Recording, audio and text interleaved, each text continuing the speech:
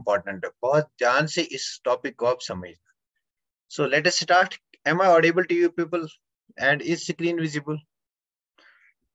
am I audible? Is screen visible? So then we are going to start. हाँ, चलिए start करते हैं इस टॉपिक को। तो देखो, हमारे पास कुछ ऐसे कंपाउंड्स होते हैं which exist in the form of ions in solid state or in liquid state. तो हमारे पास कुछ ऐसे कंपाउंड्स होते हैं, आप ऐसे लिखो, certain compounds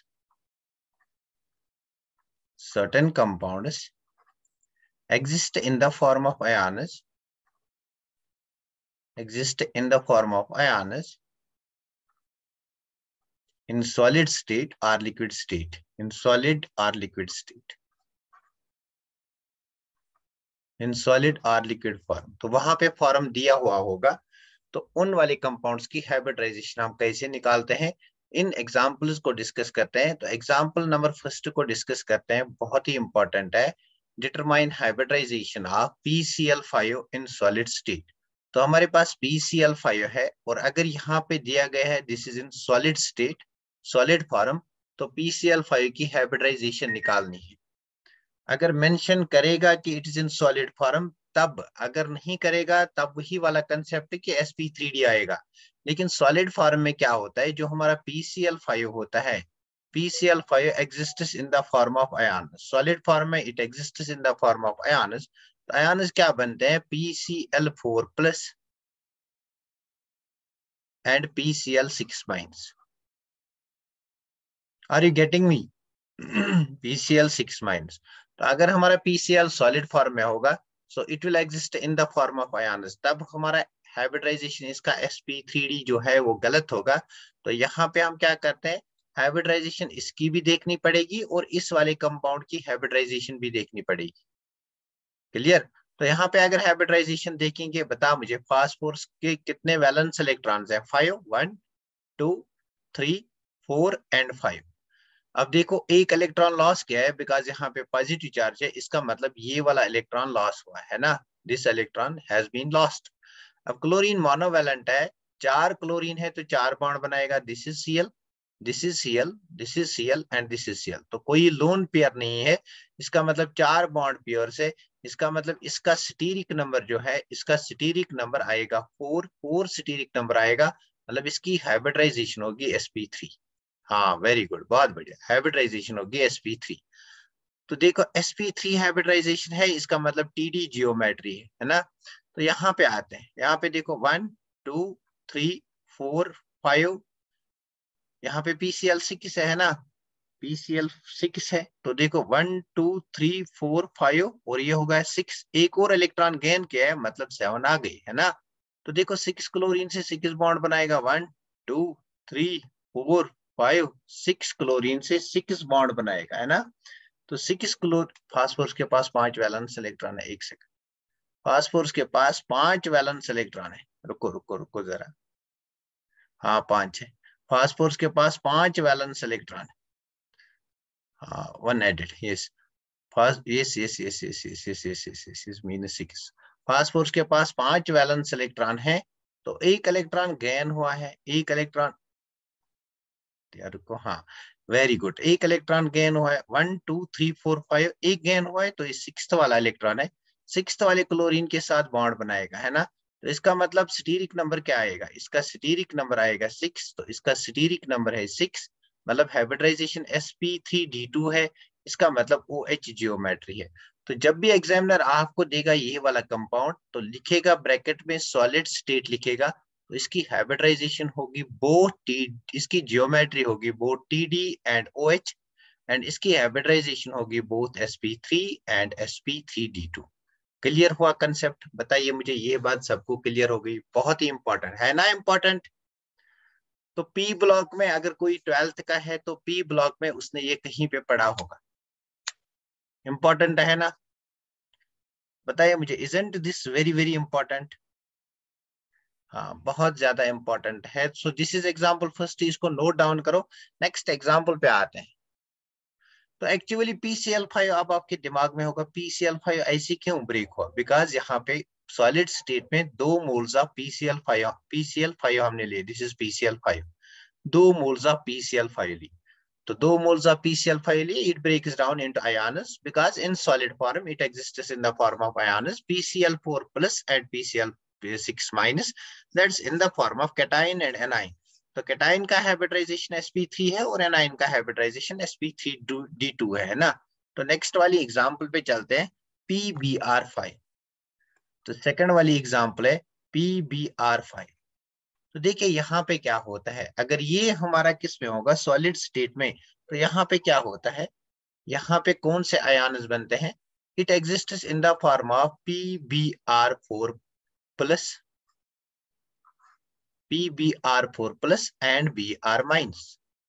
अब आपके दिमाग में यहाँ पे क्वेश्चंस आएंगे कि why it does not break into PbR4 plus and PbR6 minus, है ना। किसी के दिमाग में ये क्वेश्चन आया कि यहाँ पे हमें तो मिल गया PbR4 प्लस, वो बात ठीक है, PbR4 प्लस मिल गया, बट PbR4 प्लस मिल गया, but why we could not get over here PbR6 minus, ये क्यों नहीं बन गया, है ना। तो ये क्यों नहीं बन गए, तो देखो जब हम फास्फोरस और क्लोरीन की बात कर रहे थे तो साइज ऑलमोस्ट सेम था, लेकिन जब हम ब्रोमीन पे आते हैं और जब हम आयोडीन पे आते हैं, ब्रोमीन पे आएंगे, आयोडीन पे आएंगे, मतलब Pi5 पे आएंगे, Pi5 पे आएंगे, so this will also dissociate to give Pi4 plus plus I minus. तो ऐसा क्यों होता है, ऐसा इसलिए होता है कि ये जो हमारा फास्फोरस है, जहां पे इसको PbR6 बनाना है, फास्फोरस का एटम स्मॉल है और ब्रोमीन का साइज बड़ा है, it can not accommodate these bromide ions, मतलब it can not accommodate these large sized bromine and iodine atoms around itself. Clear बात हुई, फास्फोरस का एटम स्मॉल है comparison to that of bromine and iodine, तो ये dissociate PbR6 इसलिए नहीं बनाता है बिकॉज ये जो ब्रोमीन है या हमारा आयोडीन है, इसका साइज बड़ा होता है, अकोमोडेट नहीं कर सकता है फास्फोरस इन वाले लार्ज एटम्स को, हेवी एटम्स को अकोमोडेट नहीं कर सकता है, दैट्स व्हाई PbR6 नहीं बनता है, that's why this is not form. Clear हुआ, बता मुझे ये बात क्लियर हुई, why this species is formed and not this species. Let me know कि ये बात क्लियर हुई, why this species is formed and not this species. यहाँ पे कंसेप्ट क्या लगेगा कि बीआर और आयोडीन का साइज ज्यादा है एंड फास्फोरस का साइज स्मॉल है in comparison to that, it can not accommodate these large sized atoms around itself. Clear, तो चलिए यहाँ पे अगर PbR5 की बात करेंगे, इसकी हाइब्रिडाइजेशन देखेंगे, तो वही बात, फास्फोरस के पास 5 वैलेंस इलेक्ट्रॉन है, 3 4 और 5, एक लॉस किया है, मतलब ये वाला लॉस किया है, इसको छोड़ देंगे। तो देखो 4 वैलेंस इलेक्ट्रॉन है और 4 मोनोवैलेंट ग्रुप्स है, ये ब्रोमीन है, ये ब्रोमीन है, ये भी ब्रोमीन है और ये भी ब्रोमीन है, मतलब इसका मतलब स्टीरिक नंबर आएगा 4, स्टीरिक नंबर 4 आएगा, मतलब sp3 लोन पेयर कोई नहीं है, मतलब इसकी जियोमेट्री TD है ना। तो अगर क्वेश्चन आ गया what is the hybridisation of PbR5 in solid state, in solid state, तो क्या आएगा हाइब्रिडाइजेशन sp3 बहुत इंपॉर्टेंट है, हाइब्रिडाइजेशन आएगा sp3 नॉट sp3d2। ये बात सबको क्लियर हुई, लेट मी नो ये कंसेप्ट सबको क्लियर हुआ कि आयोनिक फॉर्म में क्या क्या कहानियां होती हैं। तो these becomes exceptions to the hybridisation, जैसा हम सोचते हैं वैसा नहीं होता है ना, so that's why these are exceptions to hybridisation. Very good, बहुत बढ़िया, वेरी नाइस, वेरी नाइस। तो चलिए, मतलब ये वाली एग्जांपल हमने की, अब नेक्स्ट वाली एग्जांपल पे आते हैं। तो अगर क्वेश्चन आ गया कि PbR5 साथ में इसकी फिजिकल स्टेट लिखेगा सॉलिड, तो इसकी हाइब्रिडाइजेशन पूछेगा, इसकी हाइब्रिडाइजेशन होगी sp3। चलिए एक और एग्जांपल पे आते हैं, ये वाली आप खुद भी कर सकते हो कि Pi5 के केस में, एग्जांपल नंबर 3 Pi5। तो बस आपको पता होना चाहिए, अगर ये सॉलिड स्टेट में है, it dissociates to give Pi4 plus plus it gives I minus. तो I माइनस की हाइब्रिडाइजेशन आप नहीं निकालोगे ना, बिकॉज यहाँ पे कोई सेंट्रल एक ही एटम है, एक ही एटम में क्या हाइब्रिडाइजेशन निकालेंगे, है ना। तो मतलब यहाँ पे Pi4 की हाइब्रिडाइजेशन आप डायरेक्टली मुझे बता क्या निकलेगी, sp3 और जियोमेट्री क्या आएगी TD, है ना। तो मतलब इसका मतलब ये है कि जो हमारा Pi5 इन सॉलिड स्टेट है, इसकी हाइब्रिडाइजेशन है sp3 and it is geometry is TD। So this becomes exception to the hybridisation. सबको क्लियर हुआ? सबको क्लियर हुआ? आई टेक मोर एग्जांपल्स, मतलब कुछ इंपॉर्टेंट एग्जांपल्स डिस्कस करेंगे। Very good. चलिए एक और एग्जांपल को लेते हैं, एग्जांपल नंबर 4। वेरी गुड, बहुत बढ़िया। तो यहाँ पे आपको याद रखना है, आती है ये रिएक्शन एग्जाम में, डायरेक्ट टेक्स्ट से आती है, 12th क्लास के टेक्स्ट से आती है पी ब्लॉक में, कि PCl5 इन सॉलिड स्टेट ये डिकम्पोज होता है। What does it give? A and B. तो ए एंड बी क्या होता है, और अगर PbR4 को 5 को डिकम्पोज करेंगे तो वो क्या देता है ना। तो चलिए एक और एग्जांपल करते हैं, N2O5 इन आयोनिक फॉर्म। N2O5 इन आयोनिक फॉर्म, इसका आयोनिक फॉर्म अगर देखेंगे, आप में से कोई बच्चा 12th का है ना, उसको इसकी स्ट्रक्चर पता होगी। N2O5 ऑक्साइड्स ऑफ नाइट्रोजन जब पढ़ते हैं तो आयोनिक फॉर्म में कैसे दिखेगा आपको, इसकी स्ट्रक्चर जो होती है दैट्स लाइक दिस। इसकी स्ट्रक्चर जो होती है दैट्स लाइक दिस, कि हमारे पास यहाँ पे N होता है, उसके बाद NON लिंकेज होता है। इस साल जेई में क्वेश्चन आया था, which of the oxides of nitrogen contains NON linkage. तो N2O5 बेसिकली NON लिंकेज इसमें होता है। तो यहाँ पे डबल बॉन्ड O होता है, डबल बॉन्ड हो, यहाँ पे डबल बॉन्ड हो। अब बता, नाइट्रोजन ने कितने बॉन्ड्स बनाए? 3। इसका मतलब यहाँ पे एक लोन पेयर है। तो ऑक्सीजन के साथ एक कोऑर्डिनेट बॉन्ड बनाता है। अब कोऑर्डिनेट बॉन्ड क्या होता है? जब एक ही एटम दोनों इलेक्ट्रॉन्स देता है तब उसको कोऑर्डिनेट बॉन्ड कहते हैं, है ना। तो यहाँ पे भी क्या बनेगा? यहाँ पे भी कोऑर्डिनेट बॉन्ड होगा। कोऑर्डिनेट बॉन्ड क्या होता है? एक्चुअली कोवेलेंट बॉन्ड ही होता है, बट यहाँ पे दोनों एटम दोनों इलेक्ट्रॉन्स बॉन्ड बनाने के लिए एक ही एटम देता है। क्लियर? तो देखिए यहाँ पे मुझे इस बॉन्ड का क्लीवेज करना है। बता, अगर मैं यहाँ पे क्लीवेज करूंगा, मतलब इस बॉन्ड को ब्रेक करूंगा, क्या ये होमोलिटिक क्लीवेज होगी या हेटेरोलिटिक क्लीवेज होगी? लेट मी नो, क्या ये होमोलिटिक क्लीवेज होगी या हेटेरोलिटिक? देखो ये एटम्स पे डिपेंड करता है, सिंस ये दो एटम्स डिफरेंट है, इसलिए इस वाली क्लीवेज को कहेंगे हेटेरोलिटिक क्लीवेज। अब चाहे आप ये वाला बॉन्ड ब्रेक करो या ये वाला बॉन्ड ब्रेक करो, बिकॉज यहाँ भी NO है, यहाँ भी NO बॉन्ड है, एक ही बात है। अब आप मुझे बता, ये जो NO बॉन्ड है ये किसकी ओर ब्रेक हो जाएगा? किस एटम की ओर ब्रेक करूं मैं? ऑक्सीजन की ओर या नाइट्रोजन की ओर? Which is more electronegative? More electronegative कौन है? मोर इलेक्ट्रोनेगेटिव ऑक्सीजन है। हाँ वेरी गुड, बहुत बढ़िया, मोर इलेक्ट्रोनेगेटिव ऑक्सीजन है। मतलब इस बॉन्ड को ऐसे ब्रेक करेंगे, ये बनेगा माइनस, ये बनेगा प्लस, बन गया आयोनिक फॉर्म, है ना। हाँ बन गया आयोनिक फॉर्म। तो देखो आयोनिक फॉर्म क्या बनेगा, ये बन गया NOO मतलब NO2, और इस पे आ गया हमारा कौन सा चार्ज? जो इलेक्ट्रॉन देता है उस पे आता है पॉजिटिव चार्ज, जो इलेक्ट्रॉन लेगा उस पे आता है नेगेटिव चार्ज। N एक O, दो O and third oxygen atom NO3 minus. अब इन दोनों की हाइब्रिडाइजेशन निकालनी है। बता, NO2 की निकालनी है, NO2 प्लस की निकालनी है। NO2 प्लस की निकालो, आपको पता है नाइट्रोजन के पास 5 वैलेंस इलेक्ट्रॉन है, 3, 4 और 5। यहाँ पे पॉजिटिव चार्ज है, इसका मतलब यह है कि एक इलेक्ट्रॉन लॉस हुआ है, तो ये वाला इलेक्ट्रॉन लॉस हुआ है। अब ऑक्सीजन डाइवेलेंट है, मतलब 2 बॉन्ड बनाएगा, ये आपके ऑक्सीजन ने 2 बॉन्ड बनाए। एक और ऑक्सीजन है, ये और 2 बॉन्ड बनाएगा, है ना। तो इन 2 बॉन्ड्स में एक बॉन्ड आपका सिग्मा बॉन्ड है, एक पाई है, तो ये वाला सिग्मा होगा, ये पाई होगा, ये वाला सिग्मा होगा, ये पाई होगा, है ना। तो बताए, वेरी गुड, बहुत बढ़िया है ना। तो इसकी हाइब्रिडाइजेशन क्या आएगी? कितने number of sigma bonds plus lone pair? Lone pair कोई नहीं, सिग्मा बॉन्ड कितना? 1 और 2। तो मतलब इसकी हाइब्रिडाइजेशन आएगी sp हाइब्रिडाइजेशन, और इसकी जियोमेट्री होगी लीनियर, है ना। बहुत बढ़िया, वेरी नाइस, इसकी जियोमेट्री होगी लीनियर। क्लियर हुआ सबको? sp एंड sp2, बहुत बढ़िया, वेरी नाइस। तो चलिए आते हैं NO3 पे। NO3 का क्या हाल होगा? NO3 माइनस, यहाँ पे नाइट्रोजन के पास 5 वैलेंस इलेक्ट्रॉन है, 3, 4, 5, और एक नेगेटिव चार्ज का गेन किया है, मतलब एक और बैलेंस इलेक्ट्रॉन आ गया। अब 3 ऑक्सीजन एटम है, हर एक ऑक्सीजन डबल बॉन्ड बनाएगा, तो ये ऑक्सीजन भी डबल बॉन्ड बनाएगा, ये ऑक्सीजन भी डबल बॉन्ड बनाएगा। अब इन डबल बॉन्ड्स में एक हमारा सिग्मा बॉन्ड होगा, ये वाला पाई होगा। चलिए let me take a different thing. तो यहाँ पे हमारा सिग्मा बॉन्ड होगा, यहाँ पे पाई, यहाँ पे सिग्मा, यहाँ पे पाई। तो देयर आर 3 सिग्मा बॉन्ड्स, मतलब स्टीरिक नंबर इज 3, तो hybridisation will be sp2। Clear? Trigonal planar geometry होगी। अब आएगा ना एक्सेप्शंस। तो इनऑर्गेनिक केमिस्ट्री में जब भी ऐसे ऐसी एग्जांपल्स आप देखोगे ना कहीं पे, तो ये वाला कंसेप्ट है हाइब्रिडाइजेशन का यूज कर। क्लियर हुई बात? आएगा।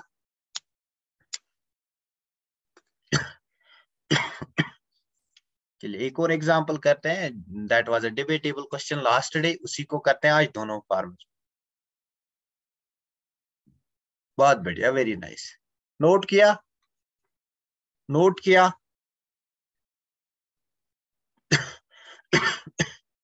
हाँ, चलिए नेक्स्ट चलते हैं, डिस्कस करते हैं कि XZF6, XZF6, XZF6 को डिस्कस करते हैं, और इसी XZF6 को आयोनिक फॉर्म में डिस्कस करते हैं। एक और हमारे पास है XZF6, but this is an ionic form. आपको एग्जामिनर ने यहाँ पे लिख दिया है कि आयोनिक फॉर्म, आयोनिक फॉर्म लिख दिया है, मतलब वो कुछ कहने की बात कर रहे हैं, मतलब कुछ ना कुछ गड़बड़ होगी यहाँ पे। तो देखो यहाँ पे एक कंसेप्ट आता है, जो आप कभी अगर हायर लेवल में कोई गया तो देखिएगा कि जो भी फ्लोराइड्स ऑफ जीनान होते हैं, they are good fluoride donors, मतलब वो फ्लोराइड आयन देते हैं। इसका मतलब आयनिक फॉर्म में ये जो XZF6 है, it will break down into XZF5 plus F minus, मतलब ये फ्लोराइड आयन देगा, XZF5 plus F minus. All fluorides of xenon, they are fluoride donors, they are good donors of fluoride। ये fluoride आपको देते हैं, मतलब यहाँ से फ्लोरीन निकलेगा, है ना। तो मतलब हमें मिलेगा XZF5 प्लस, और क्या मिलेगा, F माइनस, है ना। तो ये बात यहाँ से होती है। चलिए पहले इसकी बात करते हैं XZF6 की। आपको पता है XZ के पास कितने वैलेंस इलेक्ट्रॉन है, 8। 1 2 3 4 5 6 7 और 8 वैलेंस इलेक्ट्रॉन है ना। अब फ्लोरीन जो है, फ्लोरीन हमारा मोनोवैलेंट ग्रुप है। मोनोवैलेंट ग्रुप मतलब एक ही बॉन्ड बनाएगा, तो एक बॉन्ड इसके इलेक्ट्रॉन के साथ बनाएगा, एक ये वाला फ्लोरीन बनाएगा, एक ये बनाएगा, एक ये फ्लोरीन बनाएगा, एक ये फ्लोरीन बनाएगा, and this will form one more. तो ये जो दो इलेक्ट्रॉन पेयर्स हैं, they will remain as one lone pair. अब यहाँ से इनका स्टीरिक नंबर निकालते हैं, तो स्टीरिक नंबर किसके बराबर होता है, number of sigma bonds plus lone pairs. 1 2 3 4 5 6, मतलब 6+1, और 6+1 किसके बराबर है, 7। जब भी 6+1 मतलब 7 स्टीरिक नंबर आता है, तो हाइब्रिडाइजेशन होती है sp3d3। और जब भी sp3d3 हाइब्रिडाइजेशन होता है, तो जियोमेट्री क्या होती है, पेंटागोनल बाइपिरामिडल। भूल गया था मैं पहले वाले दिन, पेंटागोनल बाइपिरामिडल क्या होती है, पेंटागोनल बाइपिरामिडल। तो अगर पेंटागोनल बाइपिरामिडल में एक लोन पेयर इलेक्ट्रॉन आ गया, तो वो बनता है डिस्टॉर्टेड ऑक्टाहेड्रॉन। बिकॉज इसमें एक लोन पेयर है, इसका मतलब शेप चेंज होगा। अगर पेंटागोनल बाइपिरामिडल में एक लोन पेयर आ गया, तो शेप बनती है distorted octahedron, distorted octahedron. Distorted OH लिखूंगा मैं, OH का मतलब ऑक्टाहेड्रॉन है, है ना। तो शेप बनती है डिस्टॉर्टेड ऑक्टाहेड्रॉन। क्लियर हुआ सबको। बट मैं बहुत खुश हुआ कि आप लोगों को आता है ना, डिस्टॉर्टेड ऑक्टाहेड्रॉन। बट अगर पूछेगा कि XZF6 आयोनिक फॉर्म में है, तब इसकी हाइब्रिडाइजेशन बताओ, तब ये वाली कहानी नहीं चलेगी, ये बिल्कुल गलत है तब। बिकॉज आयोनिक फॉर्म में XZF6 आपका एग्जिस्ट करेगा इन the form of XZF5 plus, और ये गुड फ्लोराइड डोनर है, तब ये फ्लोराइड आयन देगा, और आपको मिलेगा XZF5 plus plus F minus. तो यहाँ पे अगर XZF5 प्लस की हाइब्रिडाइजेशन निकालेंगे, इसके कितने वैलेंस इलेक्ट्रॉन, जीनान है, नोबल गैस है, 8 वैलेंस इलेक्ट्रॉन है, 1 2 3 4 5 6 7 8। अब यहाँ पे पॉजिटिव चार्ज है, इसका मतलब एक लॉस किया, नेगेटिव चार्ज होगा तो गेन किया, इसका मतलब ये वाला इलेक्ट्रॉन लॉस हुआ है, इससे हमें कुछ नहीं करना है ना, ये वाला इलेक्ट्रॉन लॉस हुआ है।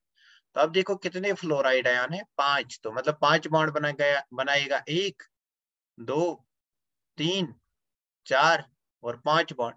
अब उसके बाद आपको एक इलेक्ट्रॉन पेयर रहता है, and this will remain as one lone pair.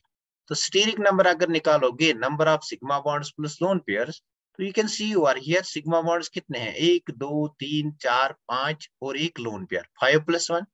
So 5+1 is equal to 6। और हमने क्या पढ़ा है कि जब भी स्टीरिक नंबर 6 आता है, तो हाइब्रिडाइजेशन होता है sp3d2। और जियोमेट्री क्या होनी चाहिए, जियोमेट्री होनी चाहिए ऑक्टाहेड्रल। बट यहाँ पे लोन पेयर है, इसलिए शेप क्या बनेगी। चलिए शेप की बात करते हैं, बताइए मुझे शेप क्या बनेगी। हाँ, तो कोई मुझे बताएगा शेप क्या बनेगी। मतलब ये वाला हमारा ऑक्टाहेड्रल जियोमेट्री, चलिए मैं यहाँ पे बनाता हूँ, ये ऑक्टाहेड्रल जियोमेट्री है, ये ऑक्टाहेड्रल जियोमेट्री है ना। तो यहाँ पे हमारा फ्लोरीन है, यहाँ पे हमारा फ्लोरीन है, यहाँ पे फ्लोरीन है, यहाँ पे फ्लोरीन है, तो यहाँ पे फ्लोरीन है। अब देखो 6 फ्लोरीन नहीं है, छठी वाली पोजीशन पे हमारा क्या है, लोन पेयर, तो मतलब इसका यहाँ पे लोन पेयर है। अब शेप बताओ, ये स्क्वायर है, लोन पेयर को भूल जाओ फिर शेप निकलती है। अब लोन पेयर, हाँ स्क्वायर प्लानर नहीं होगा, प्लानर कहाँ होगा यार, यहाँ पे फ्लोरीन है ना, प्लानर कहाँ होगा, देखो ये स्क्वायर है, लोन पेयर को भूल जाओ शेप निकालने में, ये स्क्वायर है और स्क्वायर के ऊपर एक फ्लोरीन है, इसने एक पिरामिड बनाया है, मतलब स्क्वायर पिरामिडल। हाँ स्क्वायर, बहुत बढ़िया, very nice Inha Rufida, very nice Nahida, बहुत बढ़िया, very good very good very good. तो मतलब इसकी शेप जो होगी, shape will be square pyramidal. तो देखो कितनी कहानियां चेंज होती है, कितनी कहानियां चेंज होती, क्लियर। आई होप कि ये बात सबको क्लियर हो गई है ना। आई होप कि ये बात, मतलब एक्सेप्शंस टू हाइब्रिडाइजेशन कब आएंगे, जब हमारा कंपाउंड जो है, जब हमारा मॉलिक्यूल जो है, जब वो आयनिक फॉर्म में ब्रेक डाउन होगा तब एक्सेप्शंस आएंगे। ये सबको क्लियर हुआ। कुछ एक्सेप्शंस मैंने यहाँ पे डिस्कस की, साथ साथ अब इनऑर्गेनिक केमिस्ट्री में जो जब जब हम आगे जाएंगे, जहां कहीं पे एक्सेप्शन आएगी ऐसी टाइप की, तो वहां पे डिस्कस करेंगे उसकी कहानी, है ना।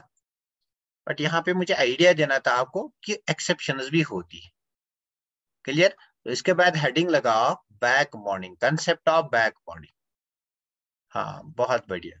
आई होप कि जो हाइब्रिडाइजेशन का कंसेप्ट है, जो valence shell electron pair repulsion theory का कंसेप्ट है या जो वैलेंस बॉन्ड थ्योरी का कंसेप्ट, ये 100% अब आपको आएगा। लेट मी नो, मुझे बता ये 100% आपको आएगा, फिर मैं आगे चलूंगा, कंसेप्ट ऑफ बैक बॉन्डिंग को डिस्कस करूंगा, अदरवाइज मैं मुझे और भी एग्जांपल्स करानी पड़ेगी। Very good very good, Nahida बोल रही क्या 100% है, बाकी बच्चे भी बोलो, फिर आगे चलेंगे, सो दैट मुझे थोड़ी सी क्लियरेंस आएगी ना। आप आपको very good Saima, very good Ainul Saba, very good Inha, very nice very nice. तो आप जितने भी क्वेश्चन प्रैक्टिस करोगे ना, किसी भी क्वेश्चन में कभी, very good 100%, very good Rafida. तो जितने भी क्वेश्चन प्रैक्टिस करोगे, जितने ज्यादा करोगे उतना ज्यादा मजा आएगा आपको पढ़ने में। तो देखो, जहां कहीं भी आपको किसी क्वेश्चन में प्रॉब्लम लगेगी तो मुझे आप सेंड कर सकते हो। चलिए नेक्स्ट चलते हैं, हेडिंग लगाओ, कंसेप्ट ऑफ बैक बॉन्डिंग। तो लगा heading, back bonding concept, back bonding concept. यहाँ पे मैं एक्चुअली इस बैक बॉन्डिंग की रीजन के हिसाब से क्या सिखाऊंगा कि हमारे पास जो डायमराइजेशन होती है वो क्यों होती है, और जिन कंपाउंड्स में नहीं होती है क्यों नहीं होती है ना। तो कंसेप्ट ऑफ बैक बॉन्डिंग को एक्सप्लेन करने के लिए I will take examples of boron halides. तो देखो मैं यहाँ पे बोरान हैलाइड्स लूंगा, मैं पहले एग्जांपल लूंगा बोरान ट्राइफ्लोराइड की, बोरान ट्राइफ्लोराइड की एग्जांपल लूंगा। आपको पता है कि बोरान 3 बॉन्ड बनाता है, 3 बॉन्ड बनाता है, मतलब उसके पास एक एम्प्टी वैकेंट पीजेड ऑर्बिटल है ना।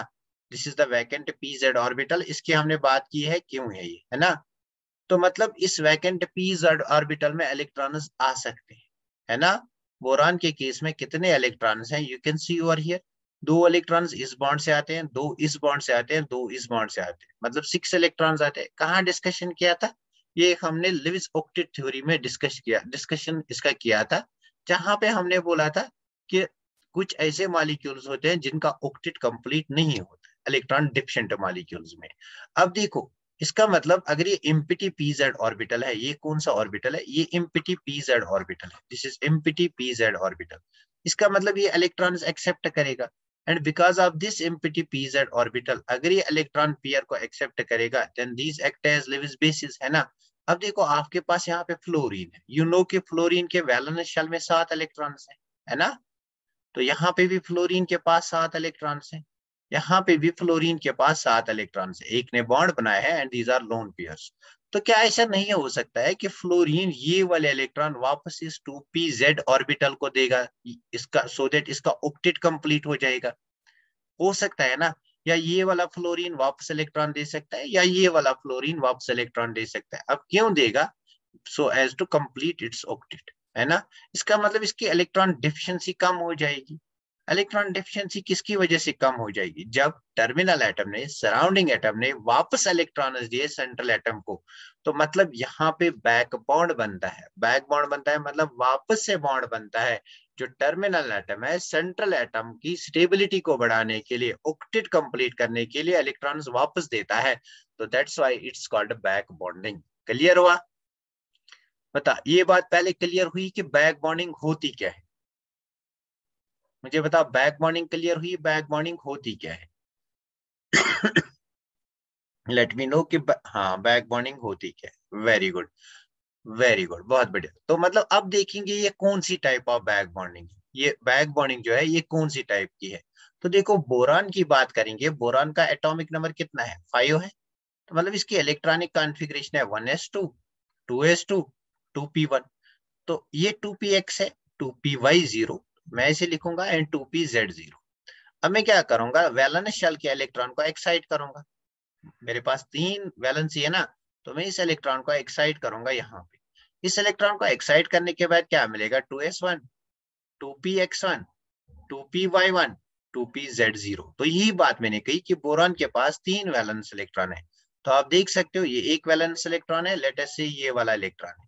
ये एक और वैलेंस इलेक्ट्रॉन है, लेट अस से ये वाला इलेक्ट्रॉन है। ये एक और इलेक्ट्रॉन है, लेट अस से ये वाला इलेक्ट्रॉन है। और ये 2pz0 ऑर्बिटल है। p ऑर्बिटल के लोब्स ऐसे होते हैं, इसलिए मैंने ऐसे बनाया कि इसका ऊपर वाला लोब भी खाली है, नीचे वाला लोब भी खाली है ना। ये 2pz ऑर्बिटल है जो एम्प्टी है, जो इलेक्ट्रॉन्स को अकोमोडेट कर सकता है ना। मतलब इसका मतलब कि बोरान का जो ऑर्बिटल जो इलेक्ट्रॉन्स लेता है फ्लोरीन से, वो कौन सा ऑर्बिटल है? 2p ऑर्बिटल है ना। अब फ्लोरीन की बात करेंगे। फ्लोरीन का एटॉमिक नंबर क्या है? 9। तो इसकी कॉन्फ़िगरेशन क्या है? 1s2 2s2 2px2 2py2 and 2pz1। देखो 2 4 6 8 9, हाँ है ना। तो ये वैलेंशियल इलेक्ट्रॉनिक कॉन्फ़िगरेशन है ना, ये वैलेंशियल इलेक्ट्रॉनिक कॉन्फ़िगरेशन। तो क्या आप मुझे बता सकते हैं, ये जो लोन पेयर ऑफ इलेक्ट्रॉन्स हैं ये फ्लोरीन के 2p ऑर्बिटल में है ना। मतलब फ्लोरीन के 2p ऑर्बिटल्स इलेक्ट्रॉन देते हैं बोरान के 2p ऑर्बिटल्स को। So this is called p pi back bonding. p pi back bonding इसको कहा जाता है, p पाई बैक बॉन्डिंग। तो पी पाई बैक बॉन्डिंग क्या होता है? जहां पे p ऑर्बिटल इलेक्ट्रॉन देगा और p ऑर्बिटल इलेक्ट्रॉन एकोमोडेट करेगा, उसको कहते हैं p पाई। अब पाई वर्ड क्यों यूज किया? बिकॉज यहाँ पे ऑलरेडी सिग्मा बॉन्ड है। तो जब ये वाला एक और बॉन्ड बनाएगा, तो कैसे बॉन्ड बनेगा? बॉन्ड बनेगा इस तरह कुछ, दोनों इलेक्ट्रॉन्स फ्लोरीन देता है, इसको कहते हैं डेटिव बॉन्ड। तो ये जो सेकंड वाला बॉन्ड है, ये कौन सा बॉन्ड है? ये जो सेकंड वाला बॉन्ड है, ये कौन सा बॉन्ड है? ये पाई बॉन्ड है। इसलिए इस चीज को कहते हैं पी पाई बैक बॉन्डिंग, है ना। तो मतलब ये पाई बॉन्ड बनता है, that's why it's called P pi back bonding. बताओ, सबको क्लियर हुआ पी पाई बैक बॉन्डिंग क्या होता है? बैक बॉन्डिंग जब भी होगा p ऑर्बिटल ही करेगा या d ऑर्बिटल करेगा, s ऑर्बिटल बैक बॉन्डिंग नहीं करता है। सो p पाई बैक बॉन्डिंग हो सकता है, p पाई d पाई बैक बॉन्डिंग हो सकता है, d पाई बैक बॉन्डिंग हो सकता है। फिर से बताऊं, देखो हमारे पास बोरान है। बोरान का वैकेंट ऑर्बिटल कौन सा है? pz orbital. मतलब अगर बोरान इलेक्ट्रॉन लेगा तो किस ऑर्बिटल में लेगा? p ऑर्बिटल में लेगा।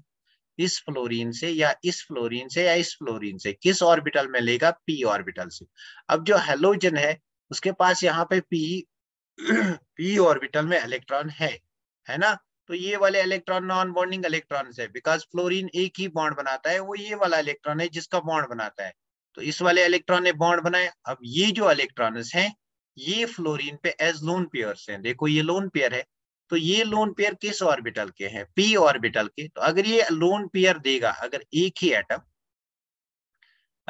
ही एटम दोनों इलेक्ट्रॉन्स देगा बॉन्ड बनाने के लिए, तो इस बॉन्ड को कोऑर्डिनेट बॉन्ड कहते हैं। बट ये पाई बॉन्ड होता है, बिकॉज ये सिग्मा के बाद बनेगा ना। पहले सिग्मा बना है, तो पहले हमारा सिग्मा बना है, तो उसके बाद हमारा पाई बॉन्ड बनेगा। बोरान ये फ्लोरीन ये 2 इलेक्ट्रॉन्स देगा बोरान को, तो ये पाई बॉन्ड बनेगा। अब बात यह है कि ये डेटिव बॉन्ड है या कोऑर्डिनेट बॉन्ड है, बिकॉज दोनों इलेक्ट्रॉन्स फ्लोरीन ही देता है, लेकिन ये पाई बॉन्ड ही है ना।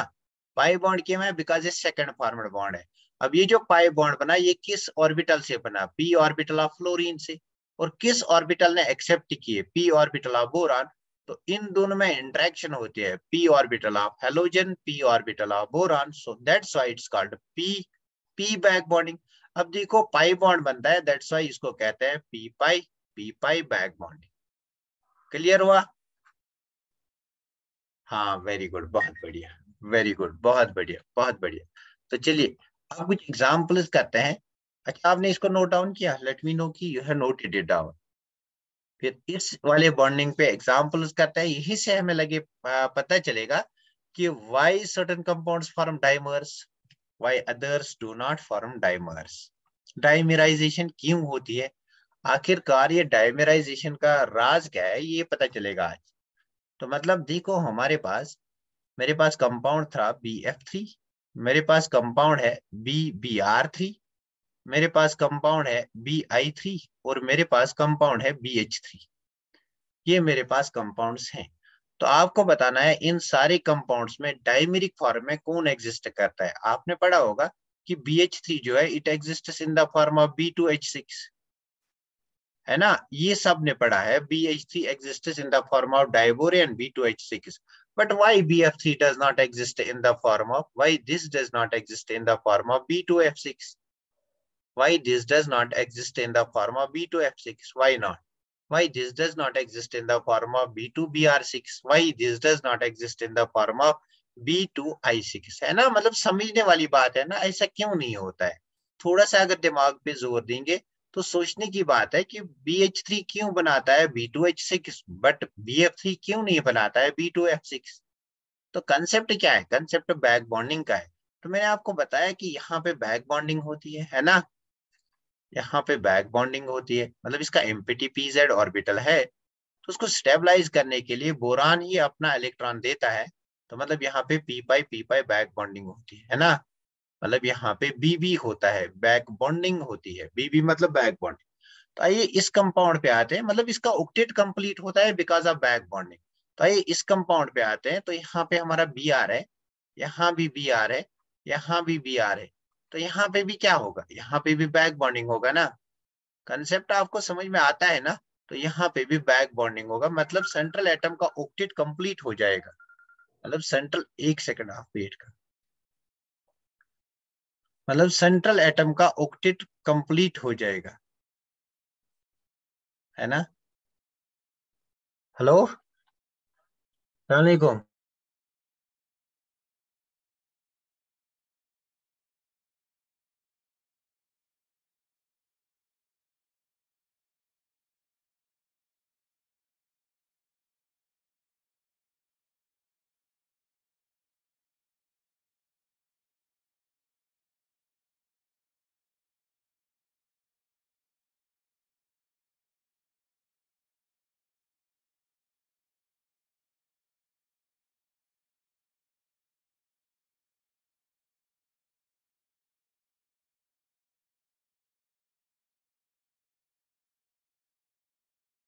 तो चलिए मतलब यहाँ पे भी बैक बॉन्डिंग होगी ना, लिटिल बिट सॉरी।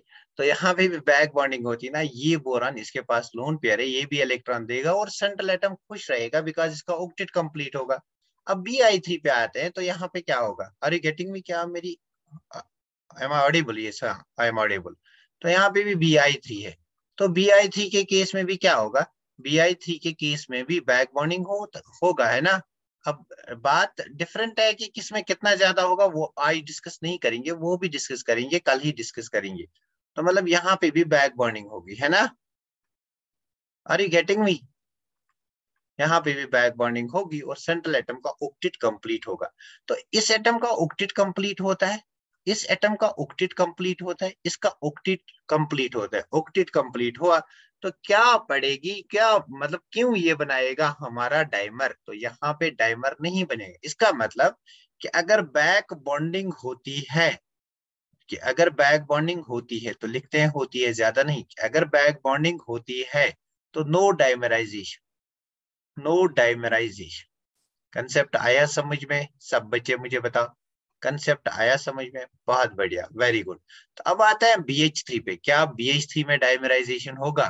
बेचारा हाइड्रोजन, इसके पास एक ही इलेक्ट्रॉन है, कहाँ से इलेक्ट्रॉन लाएगा, इस बोरान को देगा? अरे यार, हाइड्रोजन के पास तो कोई लोन पेयर नहीं है ना, अकेला है। इसलिए क्या होगा, इसका ये इलेक्ट्रॉन डेफिशिएंट ही रहेगा।